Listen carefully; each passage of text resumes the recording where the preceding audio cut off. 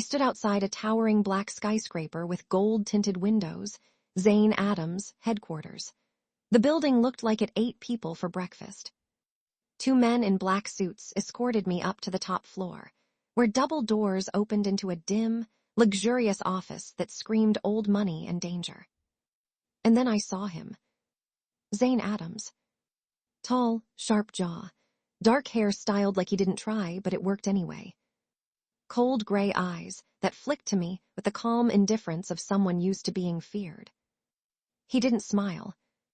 He didn't greet me. He simply studied me like I was a file he needed to memorize. Finally, he spoke. His voice was smooth, deep, and annoyingly attractive. "So, Jennie Addams." I swallowed, lifting my chin. "So, Zayne Addams." One of his eyebrows rose, barely, but it was definitely a reaction. Good. I wasn't going to be the trembling, silent girl he expected. "You know why you're here," he said. "Against my will. Yes, I'm aware." Zayne tilted his head, and for a second I thought he would snap. Instead, he chuckled quietly. A sound that didn't match the man's brutal reputation.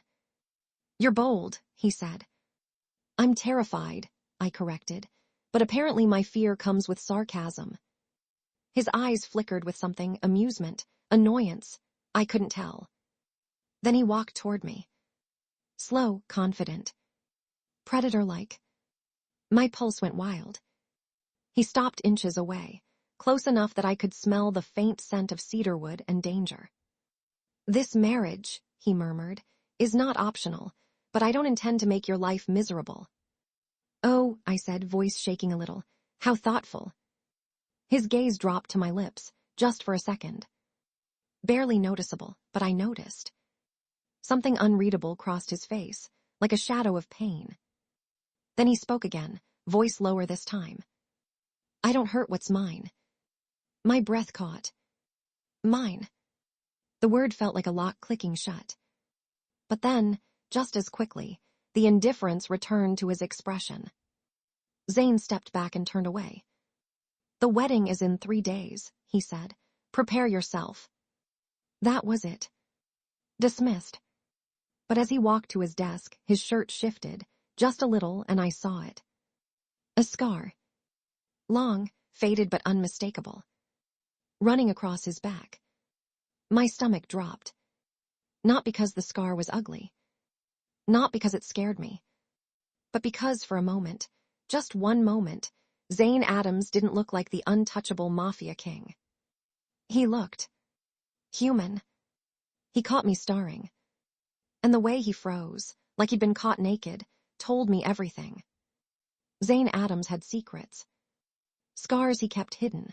The car Zayne sent for me was black, glossy, and had the personality of a hearse. A perfect match for my impending doom. The driver didn't speak. Of course he didn't. He looked like the kind of man who wasn't hired for his conversational skills, but for his ability to make corpses disappear.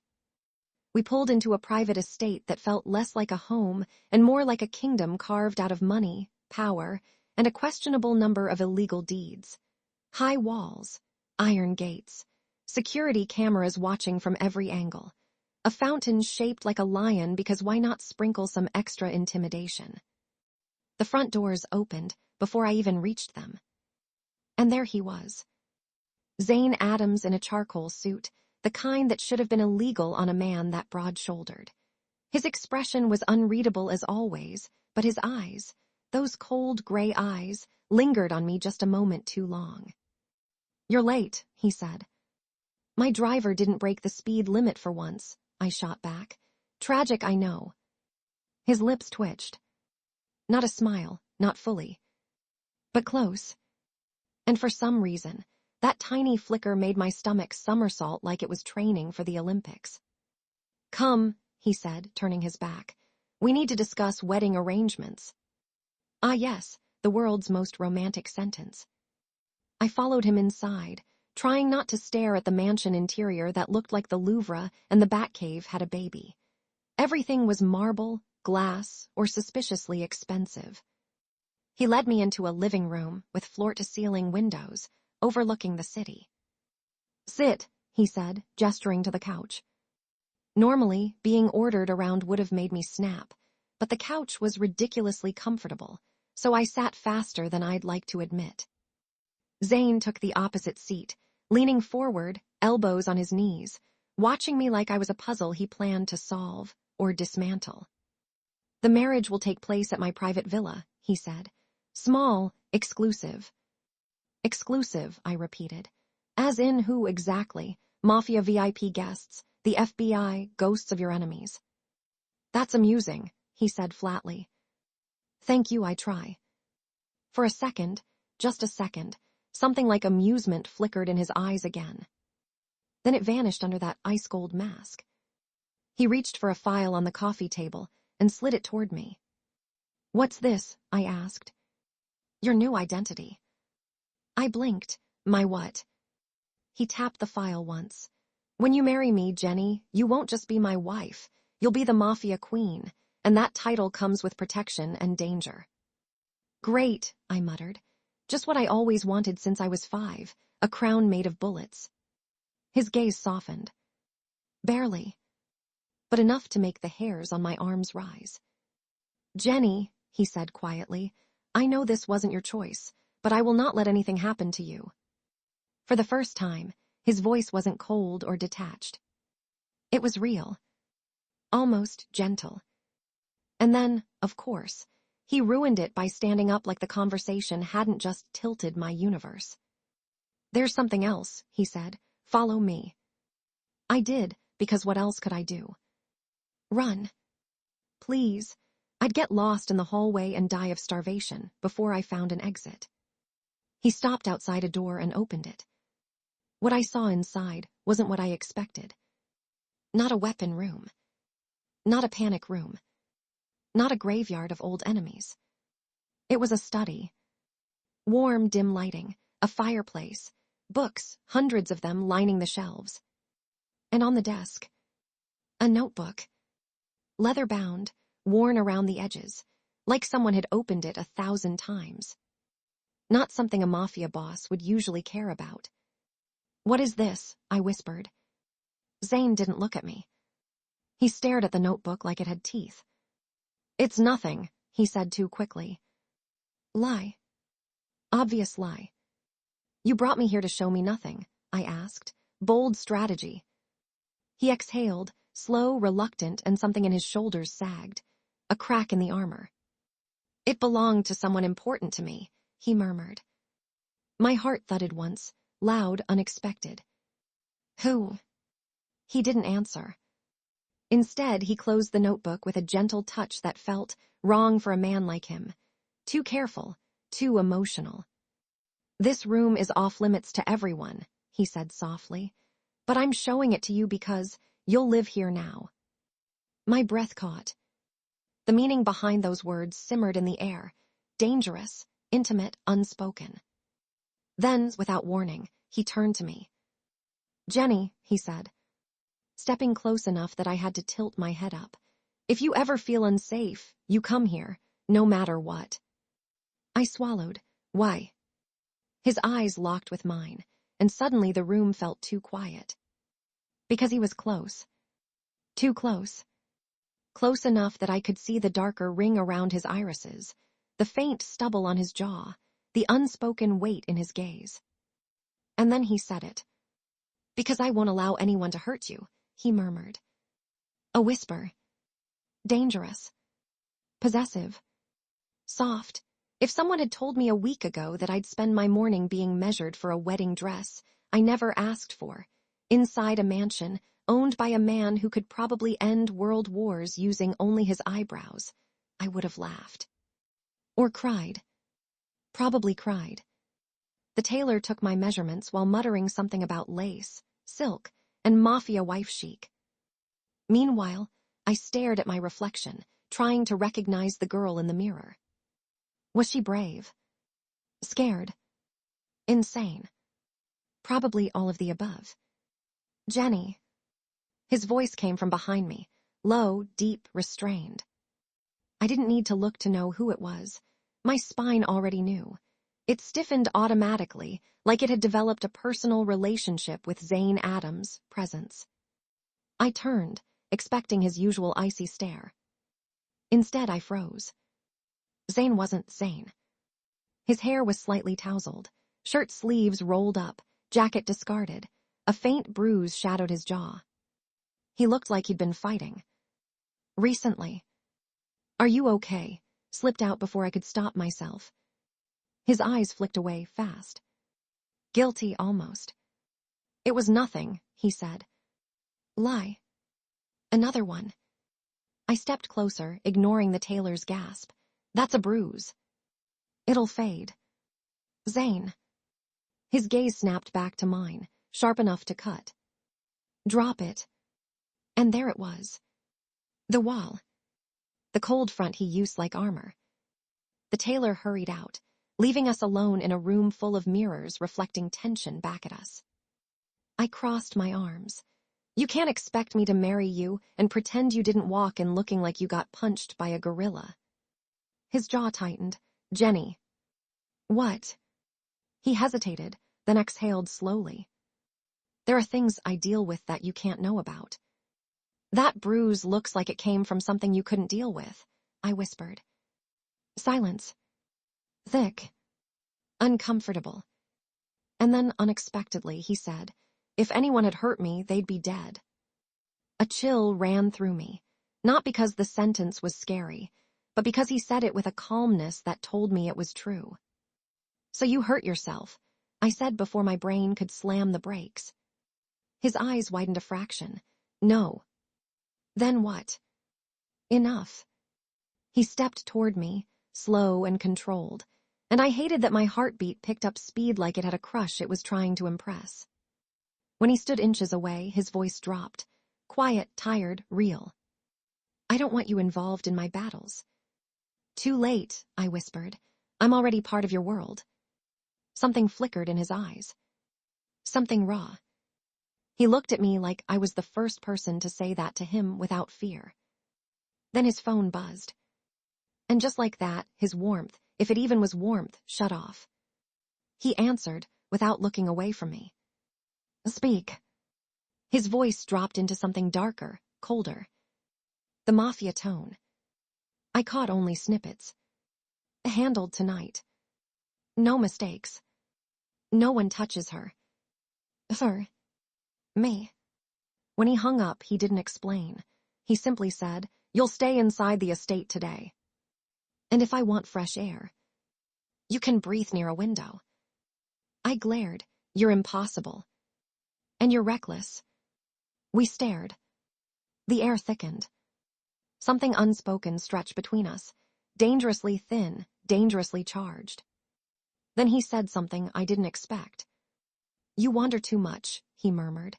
"It isn't safe. Not here, not outside, not around me."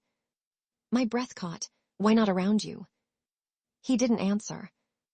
Instead, he turned away and walked to the door, like he needed distance before he said something he shouldn't. Just before leaving, he paused. "Jennie," he said without turning, "tonight, please stay near the study." My heart dipped. "Why?" His voice was low, quiet, and undeniably honest. "Because that's the only place I know nothing bad can reach you." And then he walked away, leaving me alone with the mirrors and the echo of a truth he was trying desperately to hide. Zayne wasn't afraid of the world hurting me. He was afraid of himself hurting me. By sunset, Zayne's warning had settled into my chest like a cold stone. Stay near the study. As if there were ghosts roaming the hallways past 9 p.m.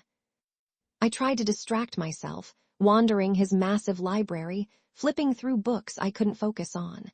Every creak of the floorboards made me jump. Every shadow made my heart sprint. The mansion felt different tonight. Tense. Still. Coiled. Like the walls knew something I didn't. Around midnight, I finally curled up in the study's armchair, trying to pretend I wasn't waiting for him, even if I absolutely was. Minutes passed. Maybe hours. Then, a sound. Not a normal one. A deep thud. Like something heavy, or someone heavy. My pulse slammed into my throat. Footsteps followed, not Zayne's. His were always silent, controlled, predatory. These were rushed, clumsy, rattling the floor. Someone else was inside the house. Panic surged up my spine as I pressed myself behind the desk, making myself as small as possible, breathing through my nose to keep quiet. More footsteps. Closer. Then, a voice. Check upstairs. She should be somewhere near the north wing. I froze. They were looking for me. My fingers trembled against the wooden floor. Every instinct screamed run, but Zayne's voice echoed in my head. If anything happens, stay in the study. So I stayed. The door handle rattled. My heart stopped. Then, a gunshot. Loud enough to shatter my thoughts. I slapped a hand over my mouth, tears springing to my eyes as the door burst open, wood splintering. Black boots stepped inside. 2 men. Armed. Masked. One of them scanned the room, searched behind the shelves. They moved closer. My breath quickened. I could already imagine them pulling me out, dragging me. But then something happened that made the hair on my arms rise. A sound cut through the mansion. Slow. Measured. Deadly. Footsteps I recognized. Zayne. The masked men turned. Someone's here. They didn't finish. Zayne hit the first one so fast I didn't even see the punch, only the thud of a body crashing into a table. The second man swung his gun up. Zayne twisted his wrist, snatched the weapon and slammed him into the wall. Hard. The gun skidded across the floor. Silence. Then Zayne spoke. Low enough to vibrate through the floorboards. You made the worst mistake of your lives. I'd never heard his voice like that. Cold, yes. Commanding, yes. But this was death. In human form. The men tried to speak, plead, something. Zayne didn't care. He knocked one out with a brutal, precise strike, then pinned the other with his forearm, leaning close enough that I could hear the man's panicked gasps. Who sent you? Zayne asked. The man choked. I won't talk. Zayne's voice dropped lower. You came into my home. You came after my wife. My stomach flipped at the word. Wife. Not fiancé. Not bride-to-be. Wife. Possession in its darkest, most protective form. The intruder spat blood. She's not your. He didn't finish. Zayne knocked him unconscious with a single merciless blow. Then the world went quiet again. Too quiet. Zayne stood still for a moment, chest rising and falling with slow, controlled breaths, like he was holding back something vicious. I'd never seen him lose control. But this was close. Then he turned. His eyes swept the room, sharp, frantic, wild. Jennie. My breath caught in my throat. He didn't see me. Panic flickered across his face, a flash of raw fear so shockingly human it punched me in the chest. Jennie, his voice cracked, not loud but desperate. Where? I stood up from behind the desk, my knees trembling. I'm here. He turned so fast it stole my breath. Relief flooded his expression. Then anger. Then something deeper, something he couldn't hide fast enough. He crossed the room in seconds and grabbed my face between his hands, tilting it to check for injuries. Did they touch you? He demanded. No.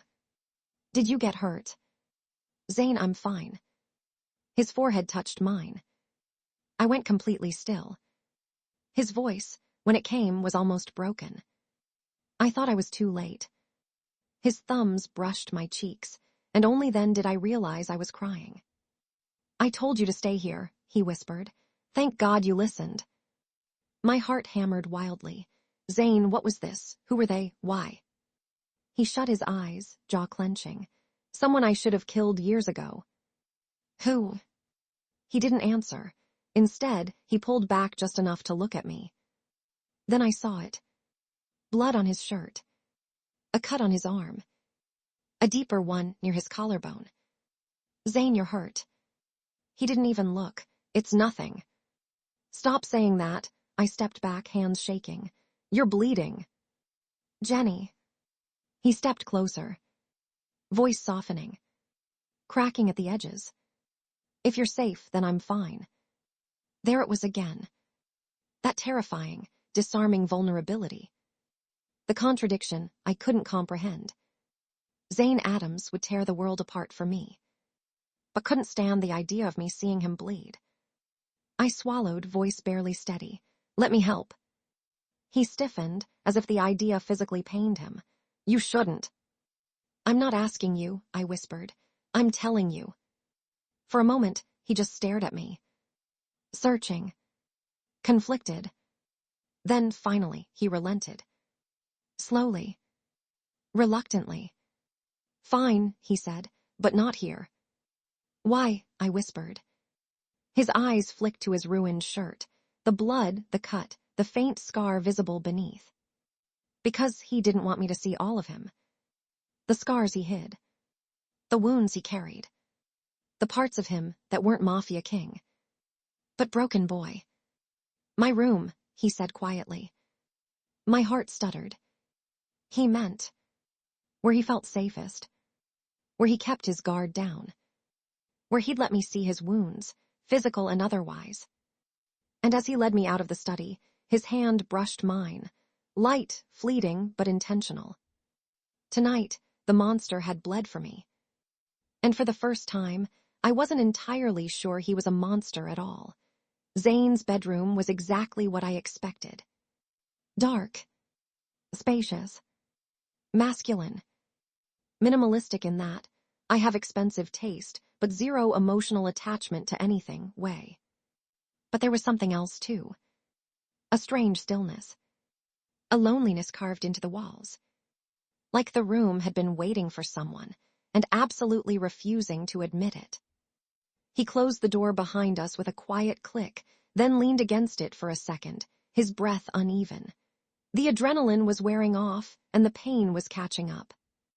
You're pushing through it, I said softly. Sit. Zayne obeyed. Not because he was used to taking orders. He wasn't, absolutely not. But because he was exhausted. Or because he trusted me. Which was somehow even scarier. I grabbed the first aid kit from his dresser. Huge, heavy, probably used more than toothpaste, and knelt in front of him. Take off your shirt, I said. His eyebrow rose.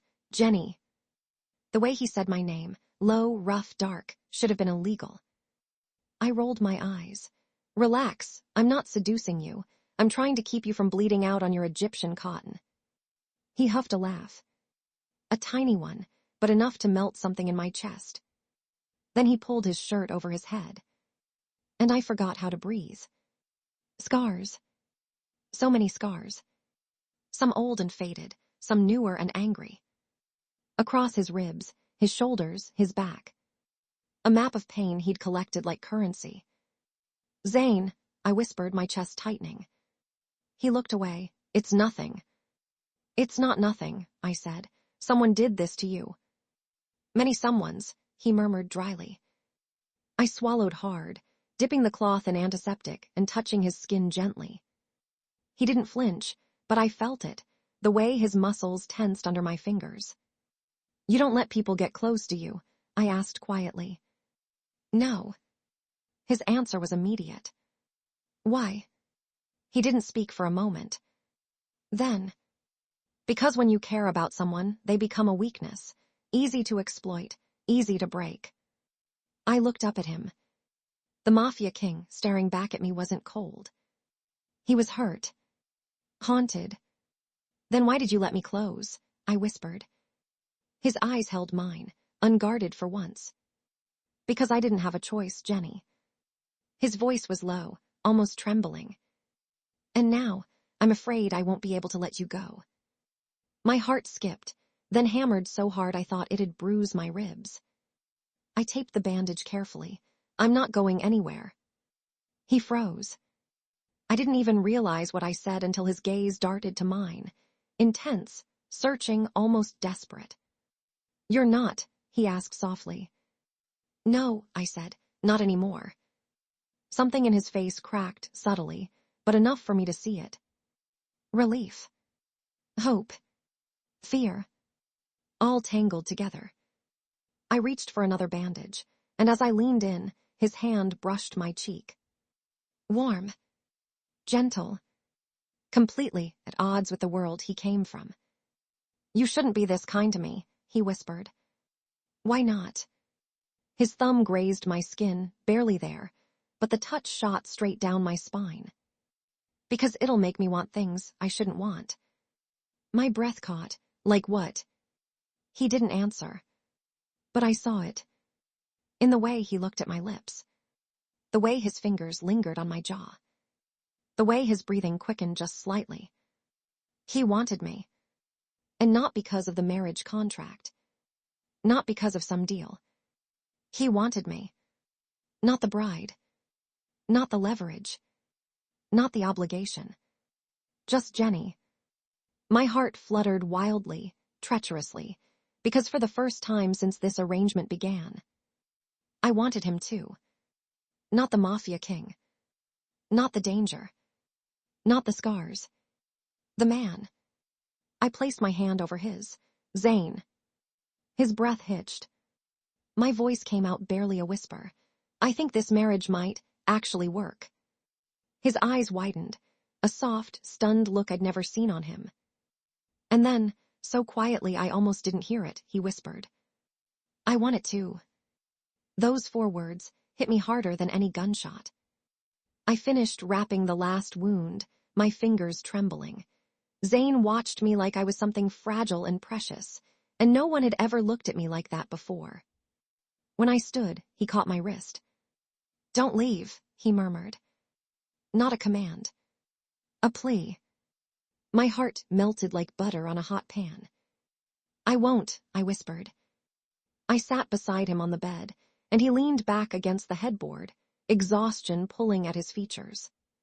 His head slowly tilted, until it rested on my shoulder.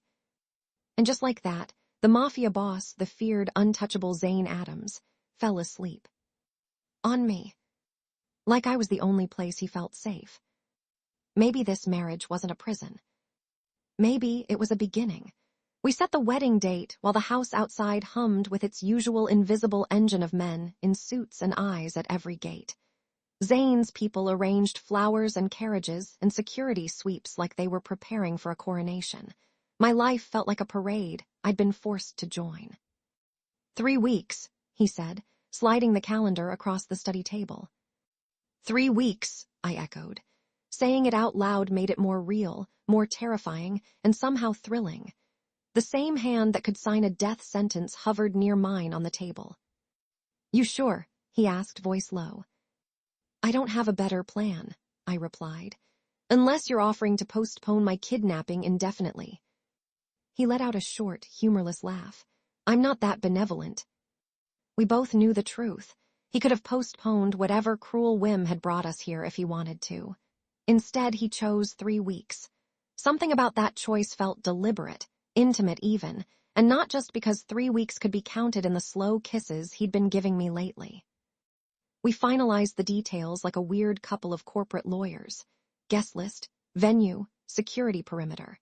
His men discussed contingency plans, and I signed off on a dress style I hated, and then immediately loved when the tailor explained the fabric would hide certain scars and highlight other things.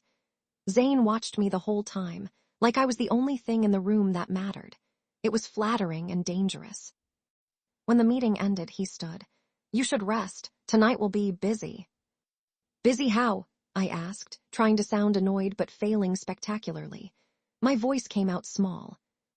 His mouth tilted. "You'll see." He escorted me down the marble hall and stopped by the study door. He turned, the perimeter of his face outlined by the dim light, and for a heartbeat I forgot how to be angry, how to pretend. The air between us tightened. "You know you don't have to do any of this alone," he said, voice rough. "I will be here." "You say that like it's a threat," I teased, because sarcasm was a habit I couldn't shake. He moved closer, close enough that I could feel the heat of him. "Maybe it is," he murmured.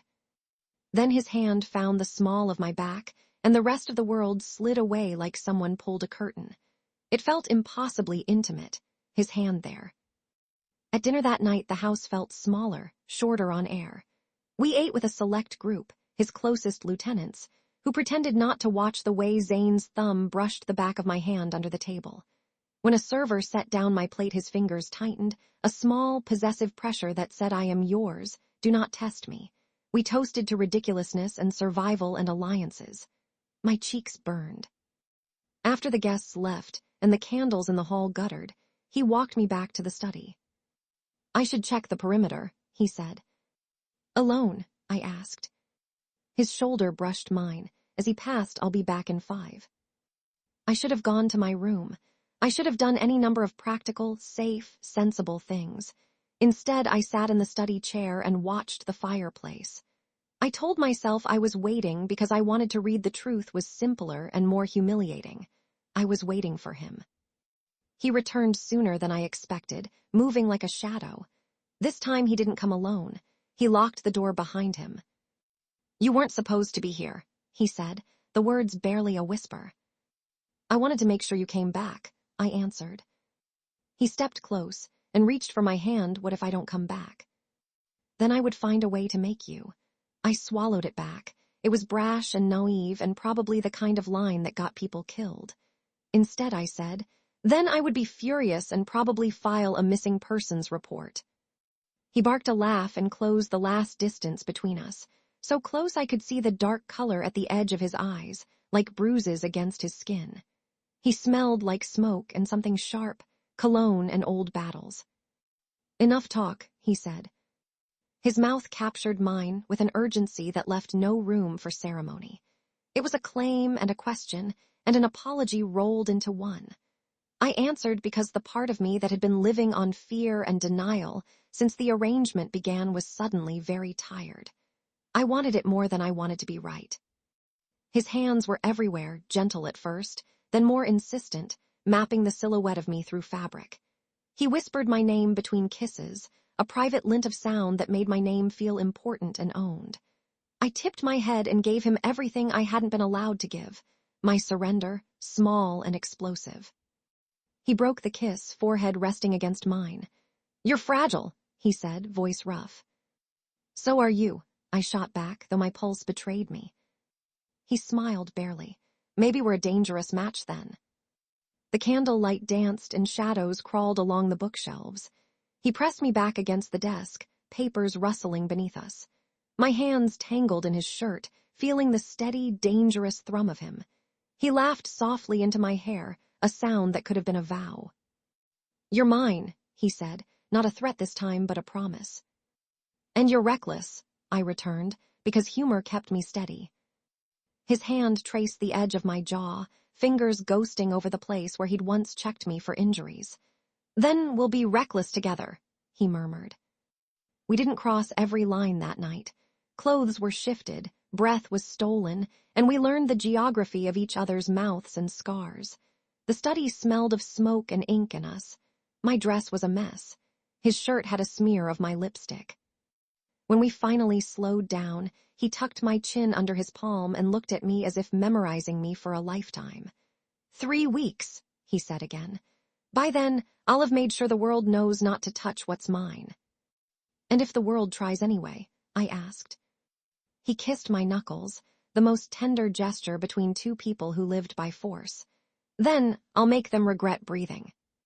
Okay, I whispered, let's do this. He smiled, fierce and protective, and for once I believed him when he said he wouldn't let anything happen to me. The house was buzzing the whole day, guards everywhere, florists running around, tailors pinning my dress while Zayne hovered like I might vanish if he blinked. But under all the chaos, one truth beat steady between us. Tomorrow, we become husband and wife. Late that evening, after everyone finally left, Zayne closed the study door and faced me with that rare, unguarded look. Jennie, he said quietly, this marriage started because you had no choice. But are you staying because you want to? My heart thudded. loud enough that I was sure he heard it. I stepped closer and placed my hand on his chest. I choose you, Zayne, not because I'm forced to, because I want to. He exhaled like he'd been holding his breath for weeks and pulled me into a slow, deep kiss, warm, certain, steady. When he finally let me go, his voice dropped to that dangerous, soft tone I was beginning to crave. Tomorrow, you're mine. And you're mine, I whispered. He walked me to my door, but didn't come inside. The restraint almost felt more intimate than anything we'd done so far. Good night, Mrs. Almost Addams, he murmured. I closed my door with a tremble in my chest, and one truth swirling through me like fire. Tomorrow, I marry the man I once feared. And the man I've begun to fall for.